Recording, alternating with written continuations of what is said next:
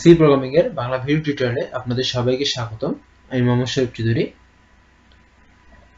আজকের পর্বে আমি ফাংশন শেষ করার আগে কিছু কথা বলবো।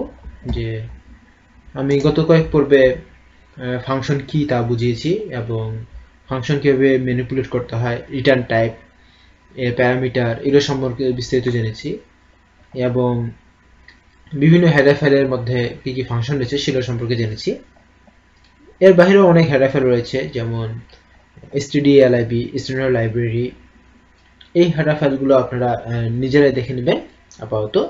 এবং আমি সি শেষ করার শেষের দিকে কয়েকটা পর্বে আমি অবশ্যই বাকি সব হেডার ফাইলগুলো নিয়ে আলোচনা করার চেষ্টা করব। আপাতত আমি যে কয়েকটা হেডার ফাইল নিয়ে আলোচনা করেছি, যে ফাংশন শেষ করে প্রোগ্রামিং কন্টেস্টে বিভিন্ন অথবা প্রোগ্রামিং করতে, প্রবলেম সলভ করতে যে যে জিনিসগুলো দরকার হয় সেই সব জিনিসগুলো আমি ব্যবহার করেছি। এরপরে যদি আপনারা কিছু জানতে চান তাহলে অনলাইনে দেখবেন এবং এর সম্পর্কে ভালো ধারণা পাবেন। ফাংশন শেষ করার আগে আমি ফাংশনের কয়েকটা বিষয় নিয়ে আলোচনা করব আজকে, এবং কিছু মানুষের প্রশ্ন থাকে সেই প্রশ্নগুলো নিয়েও আলোচনা করব। প্রথম যে প্রশ্নটা সবাই মনে করে, সি প্রোগ্রামিং শুরু করার সময় যে প্রশ্নটা আসে সেটা হচ্ছে যে এখানে ইন্টিজার দেওয়া হয় কেন মেইনে, এরকম একটা প্রশ্ন চলে আসে। আবার বিভিন্ন বইয়ে অথবা বিভিন্ন জায়গায় এই ইন্টিজার না দিয়ে শুধু মেইন দিয়ে শুরু করা হয়, আবার রিটার্ন জিরো দেওয়া হয় না, রিটার্ন জিরোটাও দেওয়া হয় না।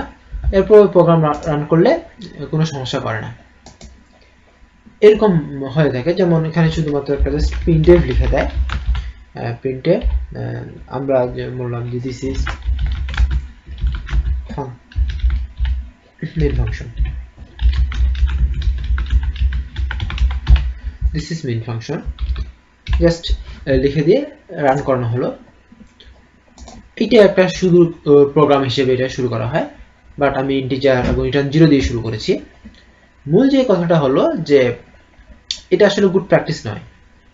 আমরা এভাবে মেইন দিয়ে লেখা শুরু করাটা আসলে গুড প্র্যাকটিস নয়, কারণ আমরা যা কিছু শিখবো সেটা যুক্তিগতভাবে শিখতে হবে এবং সেটা যেন সবসময় সাপোর্টেড হয় সেটাও চিন্তা করতে হবে।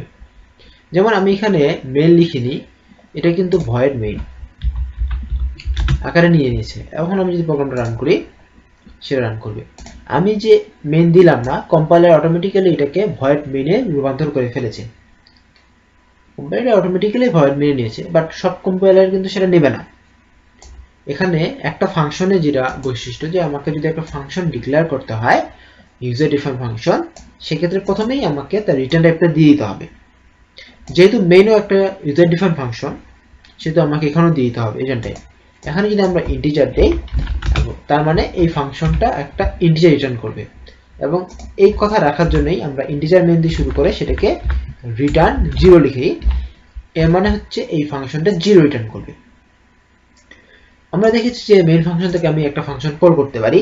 যদি আমরা একটা এখানে সাম নামের ফাংশন তৈরি করি, integer some, integer a, integer b, এখানে রিটার্ন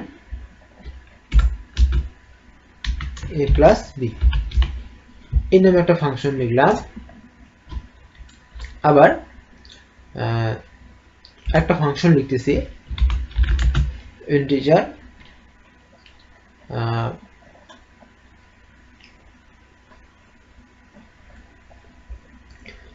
লিখতেছি যে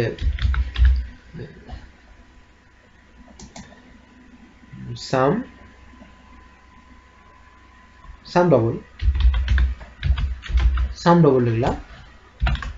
ইন্টিজার সাম ডবল লিখে আমি ইন্টিজার a, ইন্টিজার b নিলাম, এবং এইটা রিটার্ন করবে sum a, b plus sum a plus b, মানে a আর b যোগফলে ডবল রিটার্ন করবে। এবং এখানে আমি %d দিলাম, d দিয়ে আমি সাম ডবল ফাংশনটা ইউজ করতেছি। সাম ডবল 5,6, এটা যদি আমরা প্রিন্ট করি তাহলে আসবে 22। সরি এখানে সমস্যা রয়েছে কি সাম টু ফিউ আর্গুমেন্ট ও সরি এখানে কমা হবে ভুল করে ফেলেছি 22 দেখুন এখানে আসলে প্রসেসটা খুব সহজ এখানে আমি সাম ডাবল ফাংশনটা কল করেছি সাম ডাবল ফাংশনটা এটা এই সাম ডাবল ফাংশন আবার একটা ফাংশন সামকে কল করেছে এই ফাংশনটা রিটার্ন করবে এই ফাংশনকে এবং এই ফাংশন রিটার্ন করবে মেইন ফাংশনকে তার মানে আমরা যেই ফাংশনে কল করি সেই ফাংশন রিটার্ন হয়ে আসবে আমরা এই ফাংশন থেকে সাম ফাংশনে কল করেছি সুতরাং সাম ফাংশনটা রিটার্ন করবে এই ফাংশনকে ঠিক তেমনি মেইন ফাংশনটা যে রিটার্ন করে এইটা রিটার্ন করে অপারেটিং সিস্টেমকে